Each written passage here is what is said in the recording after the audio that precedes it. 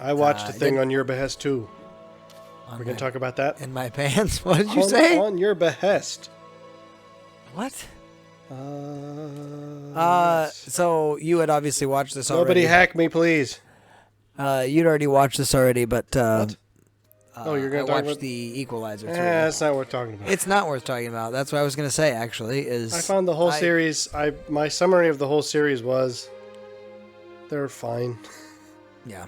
They're very bland for being action movies, which is surprising because Denzel Washington is normally very compelling, in my opinion. But he's not in these. There we go. Oh, it's only grunts with headshots. Well, that's still fun. Oh, it's locked. Why show it to me then? Because they want to taunt you. The first one is free, don't you know? Get yourself in here. Come on in here. Yeah, it wasn't good. I don't know. I think you had mentioned that you liked it better than the second one, but not as good as the first one. Opposite. I genuinely I think the first one was the worst. Really? I thought this because it turns one, Steven Seagalish by the end.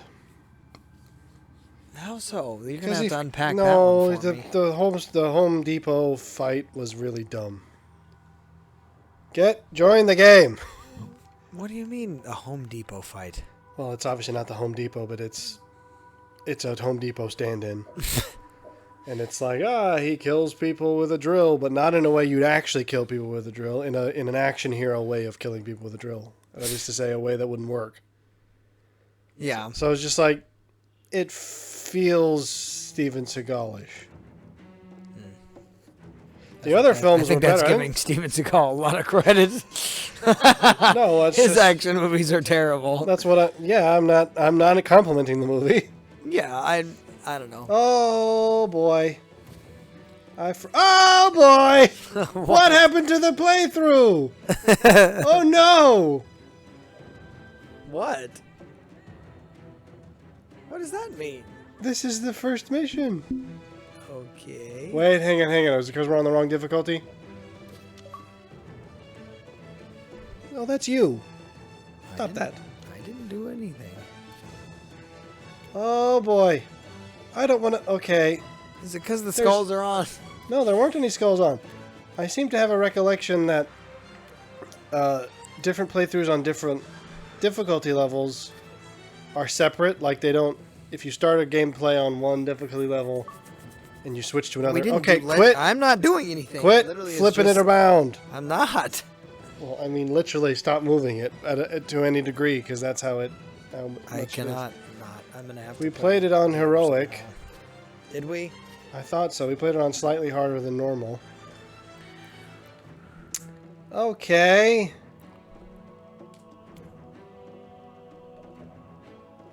The only other thing I can think is, are we on the wrong... I mean, who's... We wouldn't have used King Cyrus. That wouldn't have been who we logged No, into. it would have been on mine, but why is it not saved, I'm wondering. Well, can you... Ouch. You may have to confirm that. Ouch. Sidebar. Being able to look at your actual saves, Microsoft, was very helpful. The new Xbox One is an absolute pile when it comes to that. I tried to warn you. Well, yes, and I knew that there was going to be some trade-offs, but it's bad. Like, you can't see any of this data. Yeah.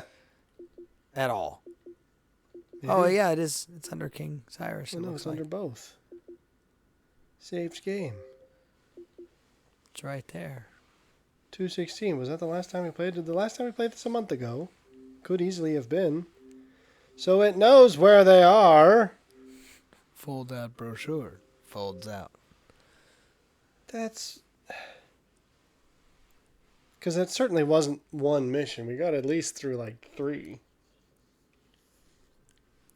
Well, anyway, yeah, it wasn't anything to write home about. It was not good. Are we still recording? Well, if we have to... I don't know why it wouldn't have saved. Unless, was it our fault? I thought we saved it. Did we just not save when we got to the end of that? I don't recall, to be honest.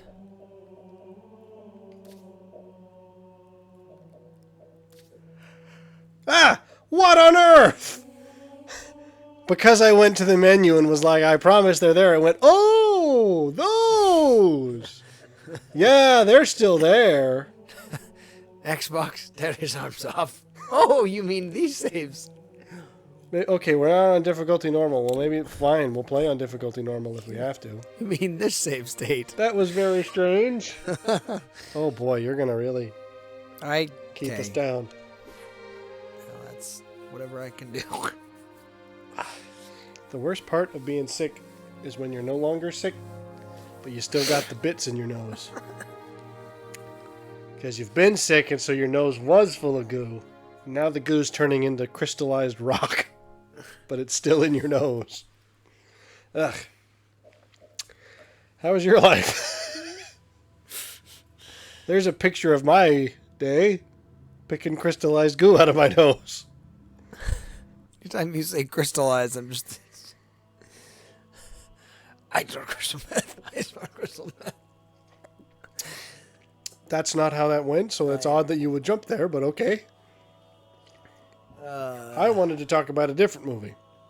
Which is that? The one you told me to watch, Freud's Last Session. I haven't watched it yet. Well then why did you bring it up? You said, hey, here's a movie you watching should watch because I think we might talk about it. I was gonna watch it, and Well, I never that- got okay. a chance to. That's sad. You didn't say we should watch it. You said you should watch it Well, because I 'cause I think was- we might talk about I it. agree. That I sounded was to me point- like, hey, I watched something you should watch. Yes, I literally watched all of 10 minutes of it and I wasn't able to Wait. get through it because it was at work. Well, that was several bad decisions made then. Well, no. The first one was telling me about it. The second one was doing that. First one was telling you about it. The second one, no, I won't admit to because Well, now you're miffed. well, yeah, because I literally watched it because you told me to. Well, okay, I'm curious about your thoughts already. Well, it's weird, but in an interesting way. Huh. This is a crappy... Oh, there you go. That's a better scope. I don't think he's in any kind of defense position. I think that's a children's ride. Oh, come on. That was one of those grocery store things out front. The little kids playing. Oh, I actually don't like sniper rifles in this game. yeah, I find them to be a bit cumbersome. Well, because they're not stealthy after you fire the first shot. So there really isn't much you can do with them. Basically, it means one free kill and then a bad time. Well, we'll have to revisit the that. Well, I mean, I could context. talk about it, but I just won't be able to spoil. Well, I would not. Yeah, I'd rather. I mean, it's worth watching, but it's weird. It's the reviews that people say of it are that it's a little bit scatterbrained, and I would agree. It's a little bit... It has some interesting ideas, but then it also doesn't give them a lot of airtime because it throws a whole bunch of other stuff at it. Because, I mean, you know the central premise of it, I assume. Yeah. The central premise is that it is a hypothetical conversation between Sigmund Freud and C.S. Lewis, Right. who, historically speaking, we can't confirm ever met, but they were both in London or not in London, but like in around Oxford at the time period that the film is set, so it's not impossible that they met, but there's no record of it. So it's an interesting concept, like, oh, what would they have discussed, and what would their opinions of each other be? The problem is, it feels almost like the film isn't confident that that will be interesting the whole time. So So it try adds to a bunch work of other stuff? things- Like what? They tried to have a weird development with Freud's relationship with his daughter, where it's like she's also a psychologist, but So they're trying to Peterson thing. Well, I guess. no, from what I understand, historically speaking, she was also a psychologist. But they just they really try to shoehorn this weird thing of like all of her colleagues think she's weirdly dependent on her dad, and like you have some kind of a weird attachment codependency complex and you need to get that sorted out. And it's like, that's completely irrelevant to the film, so the fact that they take the time to waste our time with it feels strange. But then it's also not, I don't agree, like, because at this point in Freud's life, he's dying of cancer. Again, that's historically accurate. So the fact that she's like constantly having to leave work early to go and give him his medicine or like help him with stuff, it's like, okay, her father is dying. Like, this isn't just, oh, I can't function without my dad everywhere. It's like, no, I'm helping an elderly relative who is on the cusp of death. I don't think this is fair to be criticized as some kind of an attachment issue. So that was really weird. There's also a weird subplot about her being a lesbian, which may or may not have been accurate, but who cares? That's again, it's like, okay, whether it's historically accurate, it's irrelevant to the film, because the thing is, it's a weird film to begin with. Like, the people who are interested in a hypothetical conversation between Sigmund Freud and C.S. Lewis are already people of a specific interest type. Like, okay, you're going to be aiming this towards sort of quasi-intellectual fans of 20th century thinkers. Sure. So you've already kind of limited yourself. So the idea that you're like, well, we have to fill it with other things. Let's put in some edginess. Let's put in some other stuff to make it less dull. It's like, well, the only people who would have wanted to see this were people who kind of would have been okay with it being dull. Yeah. Because all this other stuff gets in the way of C.S. Lewis and Freud talking. So they don't end up actually discussing anything that significant because too much other stuff ends up happening. So it's like... Do you think that was intentional, that they were trying to leave like any sort of serious topipics out? So no, it's not that they were... I don't know that they were trying to leave them out, but it just sort of felt like they were trying to pad it with some additional things to add variety. But they didn't need to. The central premise was interesting enough, at least to people like me, which is who you're aiming the film at, clearly. So I don't know. It's worth seeing because the performances are pretty good. Anthony Hopkins as Freud is actually pretty... He makes Freud an interesting character to me, which sounds strange to say about a real person, but it's kind of like...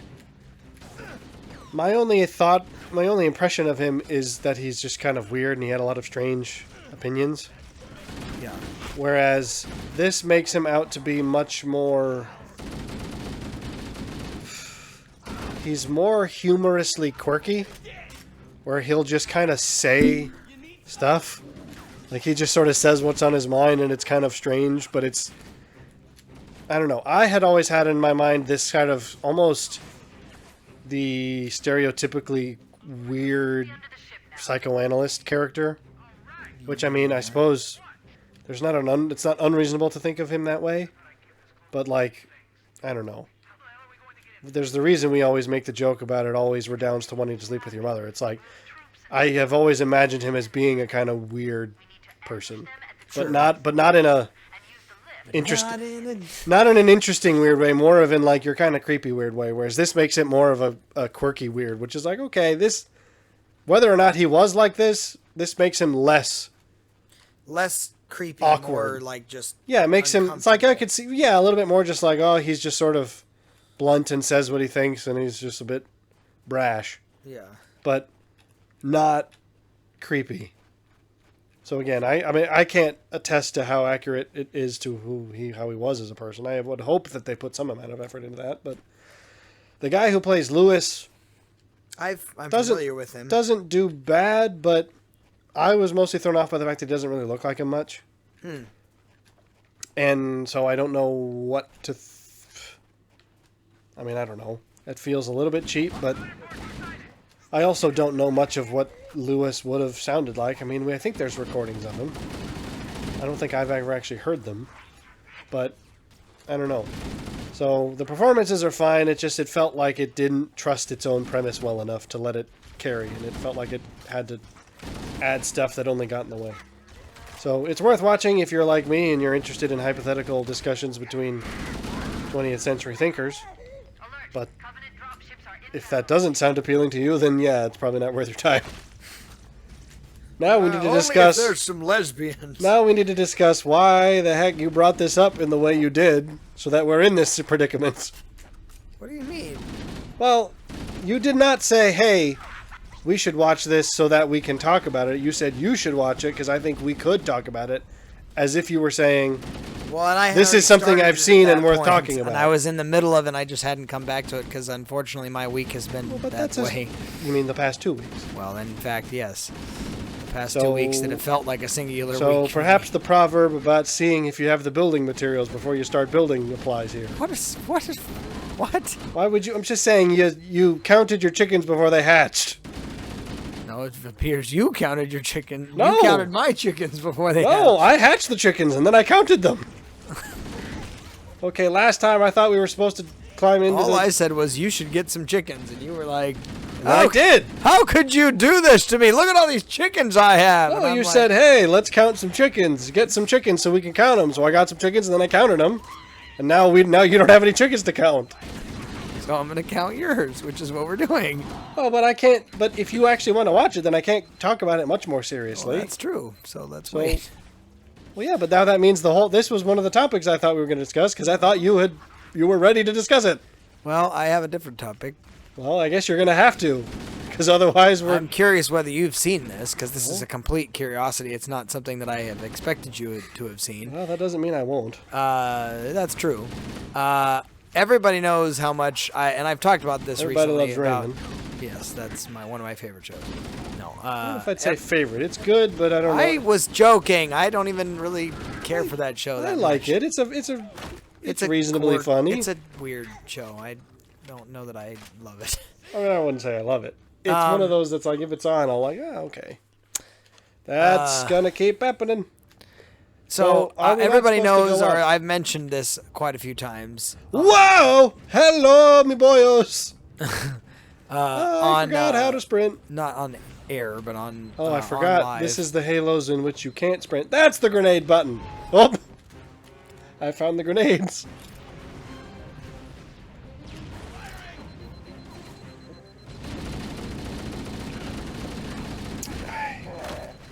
Seriously, I'm thirsty.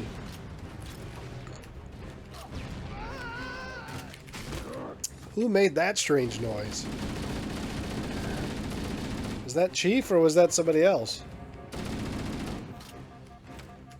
I done just pistol whipped him in the face. Yeah, he's a hunter. I don't think he felt that. No, he died. Because I was doing it behind him. I did it from the back. Oh, then that wasn't his face! Well, okay, his neck, whatever you want to call it.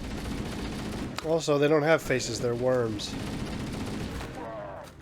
Like, apparently they're really weak in that if you just got to give them a kidney shot, good Yeah, swift kidney shot. We are on normal, so... Well, that's true. Okay, so we have to kill everything and then get into the gravity lift. Yeah. Anyway, so I have talked about this multiple times on air, that I enjoy mob-type movies and shows and things of that nature. And so I have... Peaky Blinders being one of my favorites that I have mentioned quite a few times. There's our dropship. And I was kind of on a journey this past week and a half, 2 weeks of just looking through some of the other shows and movies that I had watched and rewatching them. Rewatched Road to Perdition. Love that movie still. It's a great movie. If you haven't seen it, if you have any connection to the actual mob, you probably will get PTSD from watching it. Okay. It's good.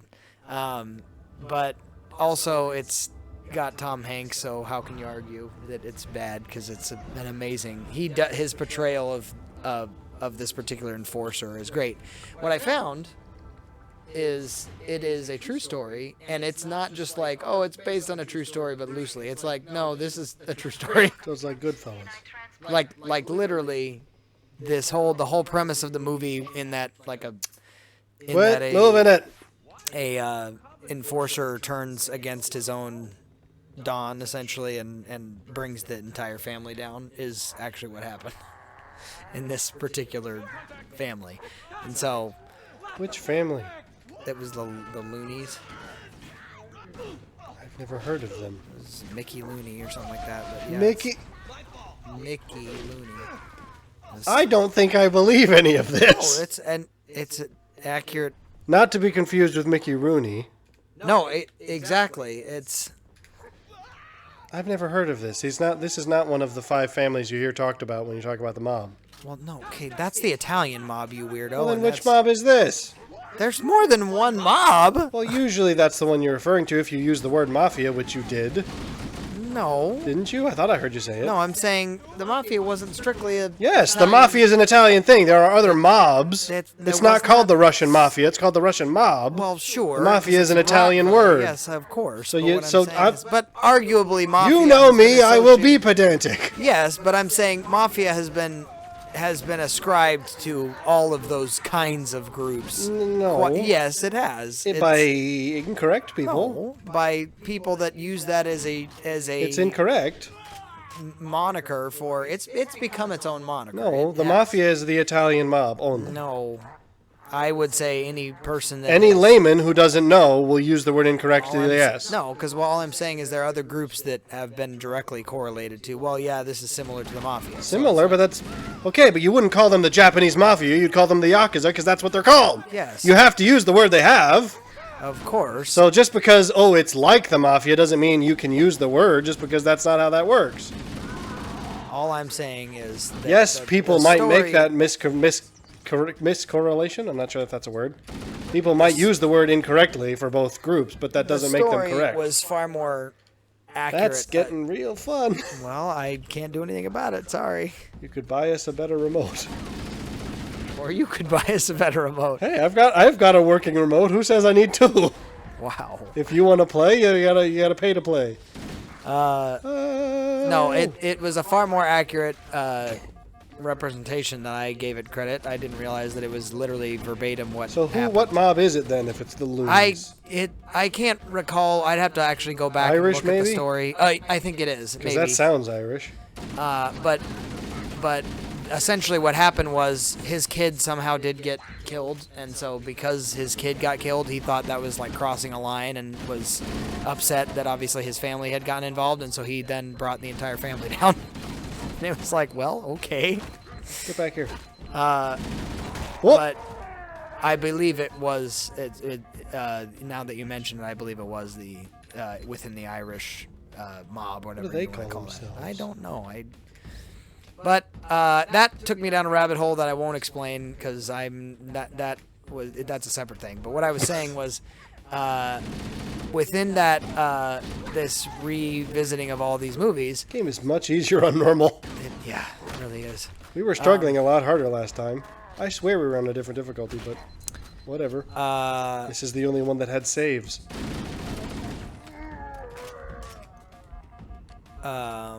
So I went ahead and started my own mob. Well, no. Not yet. I can't speak to that just yet. I went ahead and started Sopranos, and I love it, actually. I have heard good things about it. I just in a have weird never, way, never because done it. what's weird is the thing I like about it is that you go. I'm dead. It makes it far more relatable people have and accessible. said that The Sopranos is one of the other pretty well, it's realistic accurate ones. in that basically it's at the turn of the mob being in its heyday, and so they essentially, it's like the mob grieving the fact that that things are no longer the way they used to be.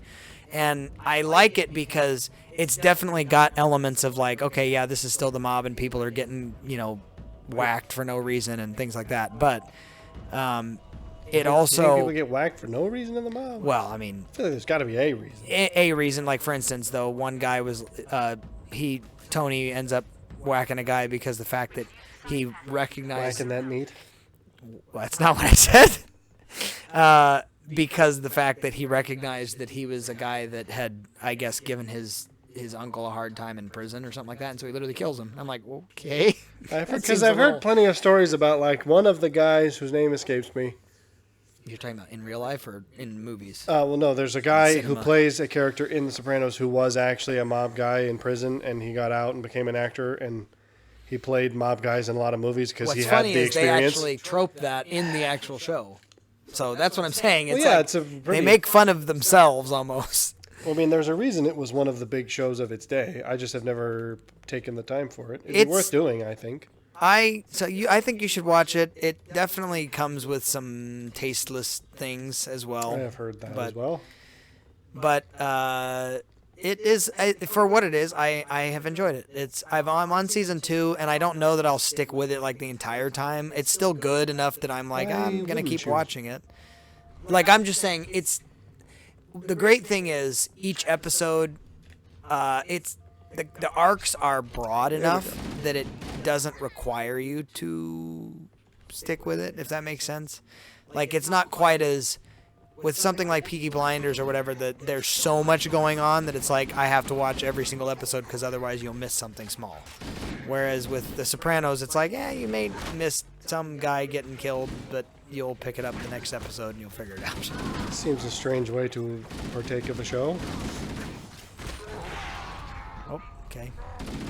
I shall avenge. Well, it's not even that I would recommend you watching it that way as much as it is I was trying to describe that with The Sopranos, each episode kind of stands on its own. Yeah, but that's still, like, so? Why would that be justification to skip one? I'm not saying it is. I just clarified that I'm describing the way that the show is. Yeah, but you're saying you might do that. No, I'm saying I'm not sure that it is. That is compelling me to continue watching through, the rest of the seasons, because there's 6 seasons, and I'm not like I've enjoyed it.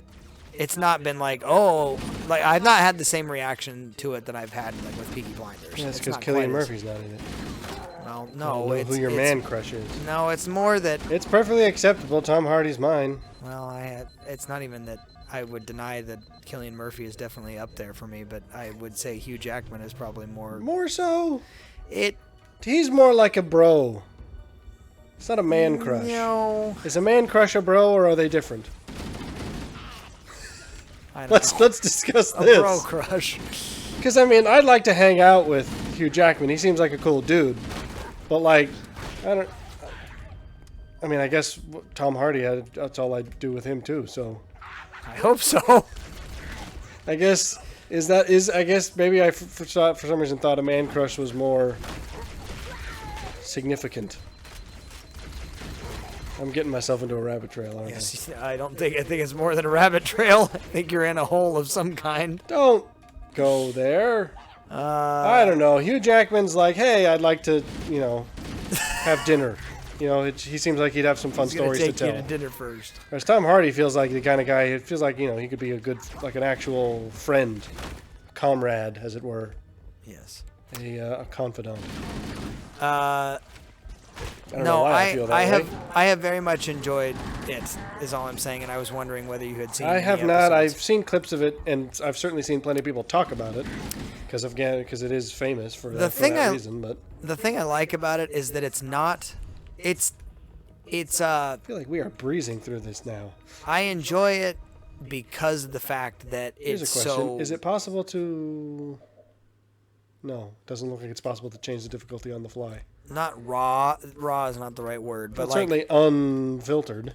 It's unfiltered in that Cillian Murphy and the whole Peaky Blinders situation. It almost comes off as. Oh, you're talking about Peaky Blinders. I thought you were talking about. No. I'm saying Peaky Blinders does feel a bit.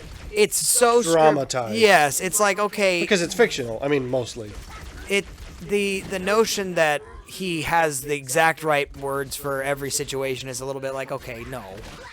Whereas I think with The Sopranos, it's cool because you get the cool factor at times, but you also get the raw mob life sucks at times as well. Isn't that the plot of almost all mob movies? Peaky, I didn't realize you really got that. I don't know that you really got that with I did. I think you just. I don't know. That How did you not? How did you feel like you got that? Because you wouldn't want to be him. Well, sure, but I'm saying he never felt unhinged. Is all I'm saying. Well, that's not what I think. What you mean when you say that mob life No, but sucks. but what I'm saying is in the Sopranos you see the. Well, the whole point of it is it start in season 1 with him seeing a psychologist or something because it's basically it's like. Because he's having panic attacks. Well, yeah, which kind of makes sense. Although I have heard there are mob guys who are like, no, that wouldn't fly. Well, no. If we heard the Don was going, we'd be like, No, okay. he wasn't the Don at the time. That's the thing. And then when he becomes the Don, he actually stops going because he's worried about that. I didn't know that. That issue. Then that means the guy who I saw reacting to it. This is yours, by the way. You got to press it. That means the guy who reacted to it didn't catch it either. Well, and he literally says, it has to stay under wraps because I would lose my credibility altogether if this happened. Not only because there's a degree of unsafe, if you're discussing Well, yeah, your own business, guys would be like, this is a problem. Right. That's what the. I don't know his name now. He was actually literally a character in Goodfellas. Michael something, who's an actual ex-mob guy who does a YouTube. I don't know if he has a YouTube channel, but he talks on YouTube a lot about mob life, and he reacts to various shows and things. I think it was him who had the reaction where he was like, Did "Yeah, he react to Peaky Blinders ever? What? Has Maybe. he reacted to Peaky Blinders? He might have. That'd be an interesting. I think he mostly reacts to historical mob stuff, like the New York mobs, because that was what he was a part of. Anyway, the reason I like it is they're in, I think it's New Jersey or something like that. They're from Jersey, and the thing that still, essentially, they're struggling to keep the old rules of the mob. Okay.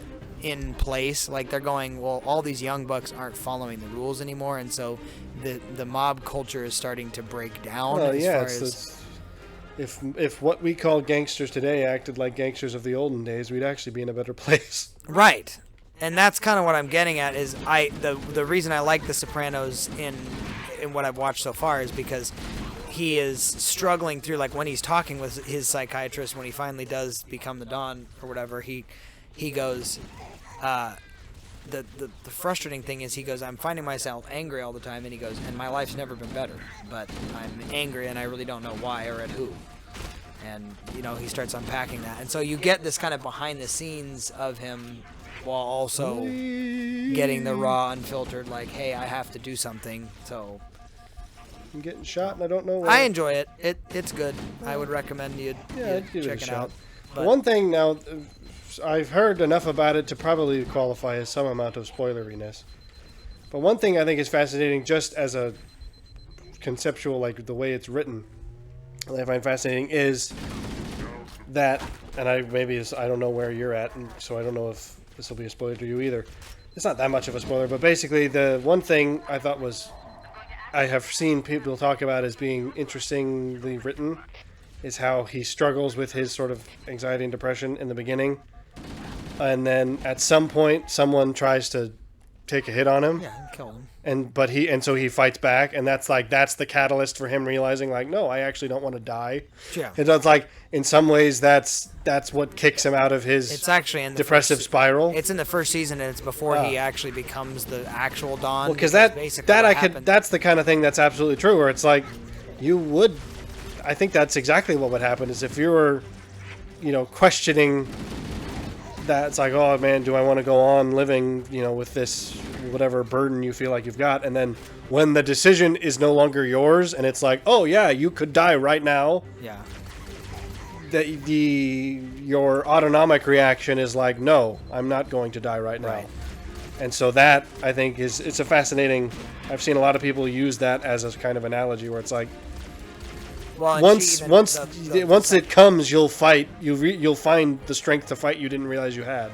The psychologist actually talks to him about that at one point, where she basically unpacks, like, what shifted that caused you to then all of a sudden feel like, and he goes, defending my own life, I felt alive for the first time in a while. It's like, okay, yeah, that seems like that would happen. Yeah. Oh, come on. The thing that sucks is that also propels a lot of, because basically what happens is just getting worse. He, in true fashion, to say I really do want to actually uphold the old rules of the mob, he defaults to one of his older family members as the new Don before he takes it, even though he's got the vote of most of the family. Oh, they're up there. Careful, they're up above. That's where I think I've been getting shot from a bunch of times. Don't use the pea shooter. I don't have anything in my other. Well, you've just taken mine. Oh, okay. Whoa! Well, you're glitched into a wall. Filled me full of crystal. He defaults to his elder, if you will, and says, no, you're going to be the leader, even though I have basically the vote of the rest of the family. I'm still willing to do that.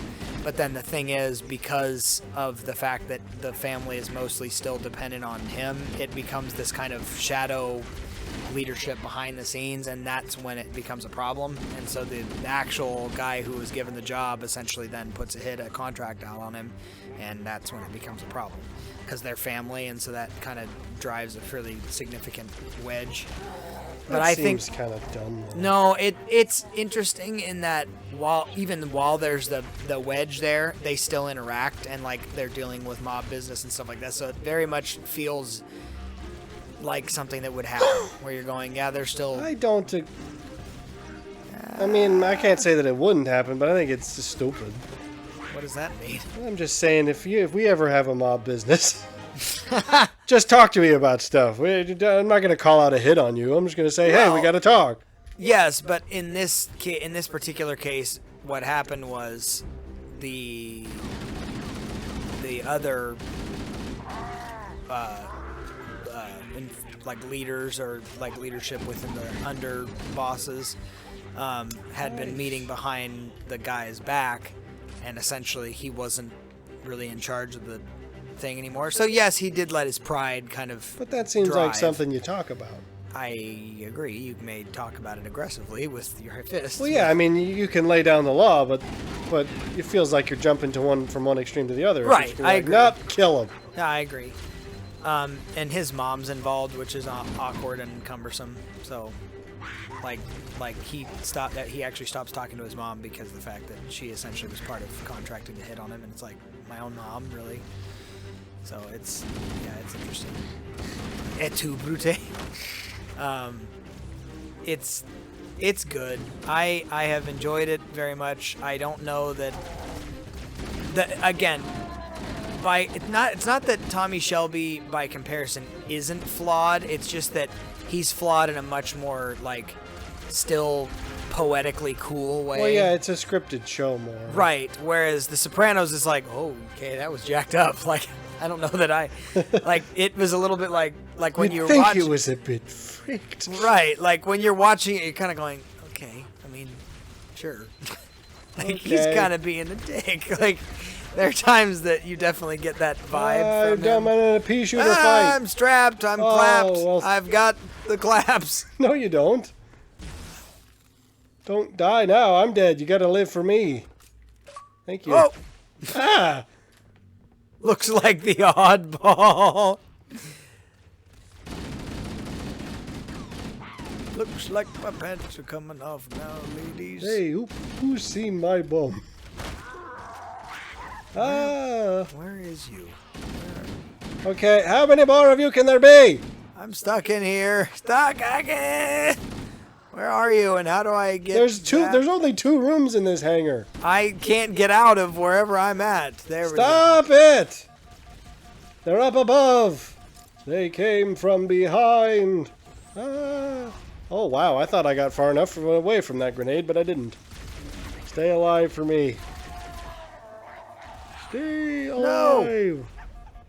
Where are you? I'm dead. No, I'm talking about the gremlins that are trying to get better guns. You gotta live for both of us by getting a better gun. Or die. No, I'm not good. You're gonna be. I don't want to die. Well, then getting better gun. Working on it. Ah, like what she said. Get in that thing. Can you get in that thing? I don't know, but I'm done. Oh, well, they laughed at me. This isn't going so well. Hang on a second. I gotta get a drink. Yeah, it's far more like he's flawed, but not in a cool way. It's like actually like, well, that was kind of messed up. There are things he does to his family where I'm like, okay. Well. Well, but the thing is, then he beats himself up about it later in therapy. So it's like, okay, it's clearly not something where he's just going, yeah, but I'm the boss, so who cares? He's still very, what is it called? He's battling his inner demons and his outer ones too. I got a piece of chicken in my teeth. Stop that! I love how you think it's my problem. Well, it's your controller, so by default, it ain't my problem.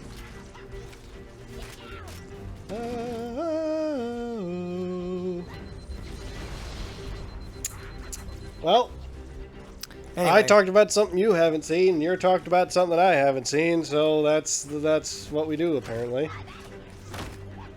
Next week, we'll talk about more things the other hasn't seen. I'm just watching you chase that thing around a pillar. Well, because I'm having to just pistol whip Well, everybody to are you death. out of ammo? Yes. Well, pick up a better gun. Where? From one of the dead folk. See, this one's got a needler. I'll take it now. I think I'll take it now. Okay, well, I am still going to die from someone from above. Yep, he got me.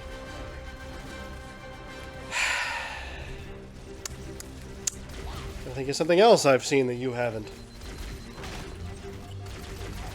I watched the Bob Marley movie. Was that good? It wasn't bad, but it was just kind of dull. Like, it's a finely made film in terms of just production, but I was just like... I didn't know anything about Bob Marley, but I was like, you know, maybe it'll be interesting. I don't know anything about him, so, you know, at the very least, I guess I'll learn something about his life. It's like, it could have been far more. It's like, I didn't know about all the whole Jamaican Civil War that was almost a thing at that time. So, I thought that there might be more intrigue, but then it's just like, here he is, and he becomes famous, and he tours the world, and then that's it. And I was like, okay. So, I don't feel like I learned anything about him that made me want to, like, I should listen to more of his music. Well, you should, though. Should I? Do you care much for him? I enjoy certain ones that he's done, yes. I remember one song in the movie that I was like, I'd listen to that. But I couldn't actually tell you what it is now. I haven't listened to it. I don't know. Reggae is just an odd genre for me. I'm not sure that it's an odd genre. I am out of grenades. That's sad. What else have I seen? I haven't been to the theater in a while. You went to see the new Kung Fu Panda. Was that any good? I've heard some people say that it's kind of just bleh. Well, I kind of feel that about the entirety of the series outside of the first one. Yeah, the third one I watched recently, and it's better than the second. If I had to give it a... if I was a rich man. If I gave it me bum. a ranking, I would say 1 and then 4 was decent. But it's like 1, 4, and then 2 and 3 are kind of like ones I could live without. See, the thing about 2 and 3 that I hear is that people talk up the villains as being interesting because... No. The guy from 3 is like from Uguay's time, so you get more of that history. And yeah, but it's 2, a weird spiritual, like he goes into the spirit realm, and it's well, bizarre. but that wasn't that far afield from what the first one was kind of about. I do feel like all of them sort of feel like they're struggling to have a point after the first one. Because the first one's actually a pretty sophisticated kind of breakdown of Taoism versus Confucianism. How so? In that they're personified separately by Oogway and Shifu, and it's kind of a... Okay, unpack that a little bit. Because you'll have to watch a video essay I can recommend on it that unpacks it better. Okay. Because there's feel confident in your own ability to unpack the information? because it's a long video and I'm having to fight aliens. Okay. But essentially, you should check this chick out anyway because she's interesting. She is a Chinese YouTuber, or Chinese American, I think. And she became famous because she did a reaction to the new Mulan when it came out, basically talking about why it sucks for a bunch of reasons. Yeah. And then after that, she did a reaction to the original Mulan and like, here's why it doesn't suck and why it actually is pretty interesting from a Chinese perspective. Like, it does a lot of things right. It shows a lot of cultural research of the time. And then from then on, she started doing other things. So like, she does a whole review of Kung Fu Panda and like how it... apparently, she cites that after it came out, a bunch of like whatever the Chinese equivalent is of like the Academy of whatever, like whoever's behind the Emmys or the Oscars rather, like whatever that Academy is equivalent in China, got together and was like, why didn't we produce this? Because it's literally our culture. Yeah. And how did the West do it better than us? And I don't know. I just think she does it. I hadn't thought of it that way, but it is kind of. Think about it, really. If you think back to the first movie, it's like, okay, Oogway is obviously the Taoist. Yeah. And Shifu's obviously the Confucianist. That part is what I'm failing to see in totally. His insistence on structure and order and the proper way of doing things. But then Oogway he comes around communicates like, hey, this is but that's the point. It's the dialogue between them that makes it interesting. Whoa. Yeah, but the problem is Confucianism has never come around. I don't think that's the case. I think I agree with the Alan Wattsism, is that Confucianism is for the young and Taoism is for the old. You have to have first been raised in a structure like Confucianism for Taoism to be effective. Huh. It's a little bit like the... It's the Blake poem of you travel the world, and once you get back home, you'll see it for the first time. It's like... You have to start within the structure to then be able to see outside Bruce Lee has a quote about that, too, where he says, before I knew martial arts, a punch was a punch and a kick was a kick. And then he goes, and then when I was studying martial arts, a punch was more than a punch and a kick was more than a kick. And now that I've studied martial arts for a long time, a punch is a punch and a kick is a kick. It's like you have to have the structure, then you have to look outside the structure, and then once you do that, the structure then all kind of disappears and just becomes what it is. Right. So, I don't know. I just think the first film captured that, and it had a lot of other sub-elements. Like, just, it felt like something where nothing was wasted. Yeah. Whereas I feel like a lot of the other films have their moments, but everything else between those moments feels like all it does is connect the moments. I think the second one was actually my least favorite. And a lot of people talk about that one as being one of the better ones, because a lot of people talk up Lord Shen as a villain, and Gary Oldman's an excellent actor. It's not that good. I thought he was interesting, and Gary Oldman's great, but he was it. It's like, okay, everything that wasn't him felt like it was strung together to get back to him. Although I would say Poe's relationship with his dad in that one is interesting. Like the adoptive, him finally coming to terms with that, I thought was well done. But literally every other scene in the film feels like it exists only to get you to the next one. Yeah. And I was like, okay, so that it isn't bad, but it's less than the sum of its parts, which the first one wasn't. Well, the reason I'll say this, I liked the fourth one's plot, because basically what it is he's been the Dragon Warrior for this amount of time or what have you, and Shifu literally says, hey, you're going to need to choose a new Dragon Warrior because you're no longer this person, you're now going to become the spiritual leader. And what? Is he old at this point? He's not old, but he's like no longer a young guy. He's now moving into that, kind of field. And basically they say, with all you've been through and the experience you've been through, and the fact that Oogway in the spirit realm gave you the staff of... Stick of truth. Yeah, what is it? The staff of heavenly wisdom, or whatever it is. It's like, basically, your role has changed, and you need to embrace the fact that you're now the sage and not the rogue, I guess. I mean, that's about the only direction I think it could take, to be perfectly honest. But it was so brilliant, because he's wrestling with this, and he's like, I don't want to do that, because being the Dragon Warrior is all I've ever known. And basically what Shifu says is, but you have to be who you are in order to be who you've become. So becoming who you have been is part of the journey in order to get to where you need to be. And it's a bit... I enjoyed it because it is definitely a passing over into, not even like, oh, now he's a has-been, but like he's just, his role's changing and he's wrestling with the fact that somebody else is going to take that on, which deals with all kinds of things that humans deal with as far as being replaceable and being somebody of, okay, well, what's my value? Is it my role in a particular given job that I'm doing, or is it effectiveness, because I'm young and youthful, or is it... And it's like the point is, you're valuable if you continue adapting to the things that you need to accomplish. If you don't continue to adapt, then you eventually get stagnant, and then you're not even effective in what you used to be doing. That sounds interesting to me, because the one thing I thought in the third one, I was like, okay, he feels like he's been learning the same lesson for the last couple movies. Right. So that at least feels like a natural progression. Like a new thing, yeah. So I don't know.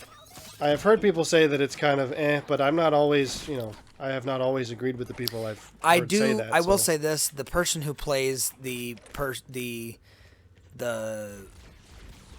fox that is like becomes the new Dragon Warrior or whatever is the most annoying actress. I hate her and I don't like her. They had to make it a woman. Yeah, well, but it's that weird chick that is in, oh, what is she? I don't even know her most, like, famous role, but it's like, she's terribly in it. What is she? What's her not most famous role? She's in, Ant-Man. Oh, is it?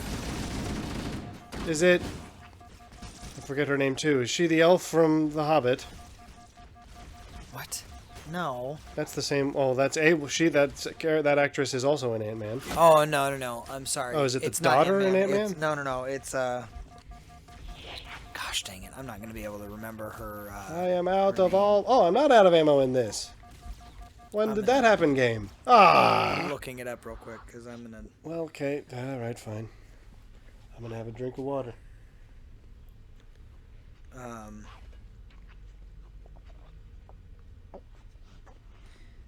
It's Aquafina, which I hate. Okay. Yep, it's terrible. She's really obnoxious. Okay, so she wasn't in Ant-Man at all. No, she. What was I thinking? I don't know. Shang-Chi. That's Oh. another. Yeah, that's another. How did you confuse those two? Oh, it's all Marvel. I mean, yeah, I was about to say that's about the only connection between them. Well, that does sound dumb. Yeah. I really hate her.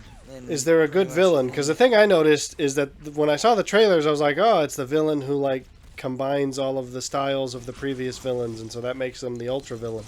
But then that's exactly also the thing that happens in 3. I mean, it's not... Is it? He doesn't combine their styles, but he, like, captures their chi. Which is sort of the same Well, then that seems concept. like it's directly recycled, because that's exactly what happens. I didn't remember that. Well, he doesn't, as far as he doesn't, like, use their own fighting styles, because there was almost a shapeshiftery element to the trailer. It was, because she's a chameleon. Yeah, so she does, it's not that, it's just that he captures their essence, but it's not like he fights the way they do. So I guess you have a thin difference between them. I don't know. The thing that's impressed me... I appreciated is that in that fight, or in that, like, final kind of sequence where she's trying to fight, like, all the other villains. Well, don't she spoil. does it I by probably bringing will still back... see. Well, yeah, okay. Yeah, I suppose if it's a spoiler vibe. Then... Well, I mean, is it? How much... Think about what you're going to say. I mean, it would have been... Yeah, it's a bit... Because I'll see it since I've watched the other one recently. I might as well. I don't know. I like the third one because... And I mean, perhaps this is biased, but it has J.K. Simmons as the villain, which is always great. And Bryan Cranston as the new Panda Dad, which I was like, oh, okay, so it's got an A-list cast. I mean, they kind of all do. Again, Gary Oldman being in the second one. So, I just feel like the first one was sort of one of those lightning in a bottle type moments. I don't know that they've succeeded at capturing it, because none of the messages they have to share are of equal weight. This one, it came close. Again, I say, I would rank it 1 and then 4. I don't like 2 and 3 as much. So, if you like 2 and 3 decently, you probably will like 4. Okay, well, I'll give it a shot. Right, what else have one of us seen that the other one hasn't? Probably a lot. I should just talk about all the movies I've watched recently. Yeah. Chances are you won't have seen them. You should, because I haven't I watched Ponyo. Have you seen Ponyo? I have seen Ponyo. I watched it a long time ago. Oh, not a long time ago. Several weeks ago now. I liked it, actually. I watched Ponyo back when it was, like, new? Very early. Yeah, I didn't realize that it was so recent. I mean, I say recent. It came out in 2008, which I didn't realize. I thought it was like, it looked like it came out in the 90s. It was a very peculiar movie, but yeah, I will say that's Ghibli for you. Yes, but I will say this. It was back before I really had any experience or exposure to any kind of foreign anime films. And so it was like, okay. Back when you were a Luddite. Okay. I don't know how those two are correlated. Because apparently anybody that has technology apparently automatically watches anime. That's all that technology's for, really, is just any way you can get that anime and it's fine by weebs. Well, I don't know. I'm now being a hipster weeb. In that I find the weebster. The Miyazaki films that I have liked the most tend to be the ones that aren't the most famous. Well, that's, yeah. So, you could call me a tryhard. Hipstery. Well, yeah, but I mean, the thing about Miyazaki is that the films are very surreal, And here we go. I've got a whole. This is a whole new topic. Oh, hello, big guy, big. So did you know that these things are full of worms? What? These are not creatures that size. These are suits of armor filled with parasitic worms, which literally none of the games have ever portrayed ever. So when the books described that, I was like, oh, okay, that's totally not how the games portrayed them. But I guess it makes sense, because like that's why the weird spiny part is the weak point, because it's literally just unprotected worm. I'm just gonna leave that there. It's the name of my second studio album. Unprotected worm. Yeah, it's it's the film they show in high school for the conversation. Wow, unprotected worm. Welcome to Health 101, kids. Anyways, yeah. Son, did you protect your worm? Here's a thing that's totally unrelated. Let's move on. I watched the film Brazil not too long I ago. am not familiar with that at all. It's weird. And I knew about it being weird because essentially what it is, and it's a fascinating film, because it's a sort of, it's a quasi Brave New World sort of dystopian future, but it's in a unique, it's what I would consider the more accurate kind of dystopian future, like Brave New World, where it isn't oppression via Orwellian dictatorship. It's just anti-human bureaucracy, where it's like everything becomes a managerial state, so that you can't do anything without involving the... Again, it's not even an oppressive state that like restricts freedom. It's just, it's very nanny state-ish, and I can't describe it really. I mean, you'd have to see it to understand why. But it's just the kind of there's a lot, and it's meant to be actually a kind of a black humor film, because there's sequences that are all about like how I really can't, it's too complicated to describe, but it's basically the oppressiveness of the state arises from bureaucracy and no one wanting to actually stand up for anything. It's like everyone just passes the buck to the next guy because everyone's just doing their job and they don't care. Yeah. So it's all of the... It's like every tragedy that happens is the result of some bureaucratic mistake that no one wants to take ownership of. So it's not like, oh, the state is oppressing us because of, some ideological reason. It's literally just, petty red tape everywhere. I'm giving a very, very basic synopsis. You'd have to see it to understand its cleverness. But the thing about it is that surreal is the only word I have for it. And I like surrealism in everything but films, I think I learned from watching that. Because I like surrealist things, like I like surrealist art. Like I like, sort of Beksinski and Francis Bacon and weird kind of... Yeah, not abstract, but... No, surreal is the word for it. It's right, just but a kind of like, yeah. odd stuff. Again, surreal is a hard word to describe anyways. But I find that in film, something about films makes me need more structure, I guess. And I'm not sure why that would be the case. Confucianist in that regard. Because I like, I would even say, it's like one of the reasons why I kind of like alternative music is like I like just kind of weird experimental stuff that's, doesn't fit in a neat box or category. I just kind of find that interesting. But, yeah. Avenge me! They're avenged.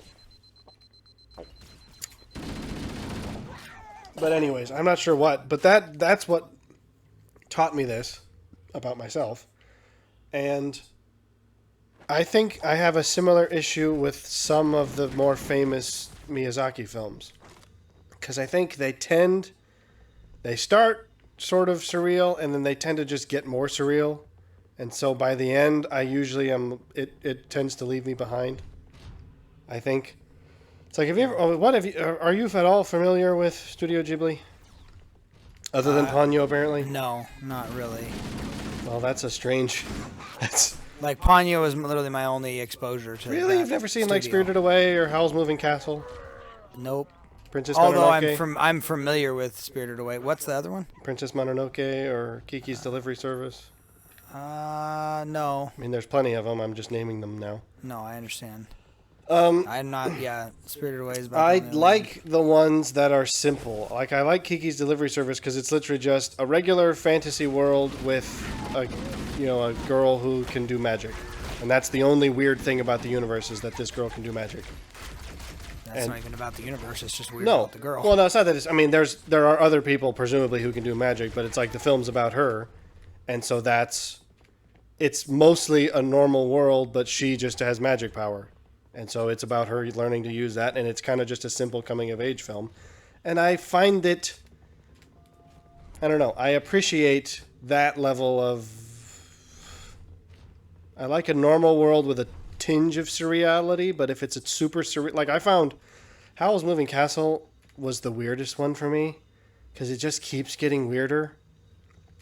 Because it's like, okay, you've got this world with mages, and there's this one really super powerful mage who's, more powerful than all the others, and he can fly like a bird, and he can turn into a bird, and then his heart lives inside of his castle, and it's like then in the middle of the film we have to journey to the center of the moving castle to find his heart, and it just gets weirder.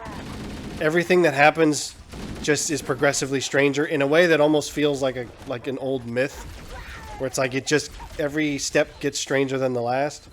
And I find that they tend to lose me by the end. Princess Mononoke was kind of like that too. Where it's like, I get it. It makes sense. I see what it was trying to portray. Get away with your beam sword. It just gets... Suck. By the end, it gets just so with strange the with the sword. weird human-faced deer giant. People who've seen the film will know what I'm talking about. And people who haven't will be like, that does sound awfully strange, doesn't it? Yes. Because it's just... I don't know. I find them most interesting when they stay beam sword and simple. shove it where I don't think it should be. Where you don't think it should be. Maybe he wants it there. Maybe that's where he keeps it. That's his sheath for it. I am out of good gun. I have only bad gun. You know it's a bad gun when it takes about 12 shots to take down a grunt. Alright, scavenging for guns. That'll do. So, yeah, Ponyo I felt like was... And it gets What weird. did you think of Ponyo? It gets weird toward the end. The surreality... I don't know. It does almost feel as if there's like a battle of timing between the plot resolving itself and the surreality getting more than I can handle. Because sometimes it feels like, the plot resolves before it gets too weird, so I feel like I can follow it. But then sometimes it takes too long for the plot to resolve, and then the film just gets too weird, and it loses me. So, I don't know. I liked it because it starts relatively simple. It grows in weirdness, but it doesn't grow too much by the end. Hey! We did it. So, I don't know that it's my favorite. I still think, like... well, I suppose we should... Since the reason we're playing this is so that I can fill in my lack of game knowledge, so I guess we should actually pay attention to this, but... Never made, but you are right here, where you should not be. Tell your charges to cease their efforts immediately. Quarantine must not be violated. The trouble is, I'm having trouble remembering the book from which this game is actually based, or rather, the other way around. I forget where Which in one the is book... this one? 3? No, this is the first one. Oh. What? Your charges must cease all aggression towards the reclaimers and leave this installation at once. I'm vaguely remembering this now. Construct, you are dangerously... Right, yeah, so this is the first game in which the Flood's introduced.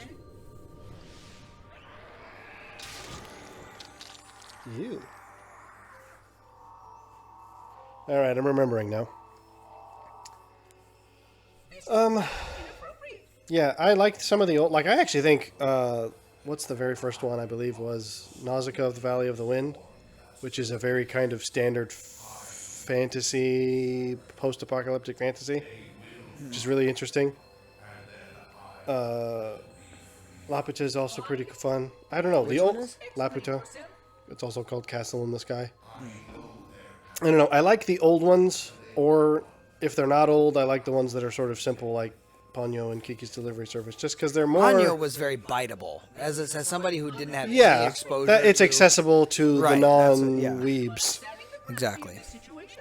That's, Which is, it was Patrick. That was my roommate that showed me that. that doesn't surprise me at all.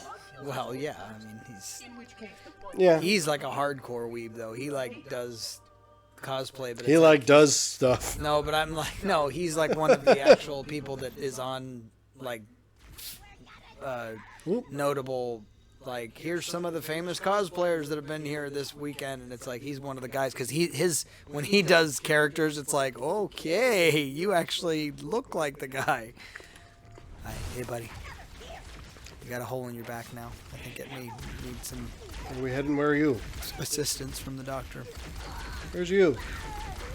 I'm back here. You're getting into fights without me. Oh, there you are. So that's seriously the only one you've seen then? What? From that studio, yes. Well, all right then. So I mean, So that didn't end up being a film I saw that you haven't. I don't know. My Ghibli opinions are basically I like all the ones that most people don't name first, because all the ones that why is that? Like, I don't know. Do other people just like the niche stuff, or no, I think like this there's a feels degree this of feels like being- a write-off, but I do think there's an element of nostalgia. I think the people who like those ones were raised on them, because it's kind of like the Iron Giant for me. It was a good movie, but I wasn't raised on it, so I wasn't like, oh my gosh, I love it so much. I watched it as an adult, and I was like, oh yeah, I can see why this was popular. Yeah. But there are people who gush about it, and I'm not one of them. I don't know that I've ever really gushed about. Because some Any people were raised particular anime. on Miyazaki to the same degree as like Disney, and reasonably so. There's a reason people compare them, because they are similar in prominence at the very least. Yeah.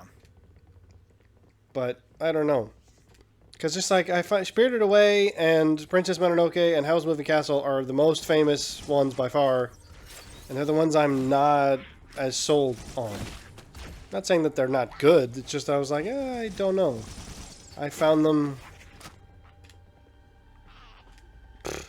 I don't know what I found them. Hard to grasp, maybe. Okay, guys with jetpacks. Oh, and swords. I'm dying today. Oh, I didn't even get killed.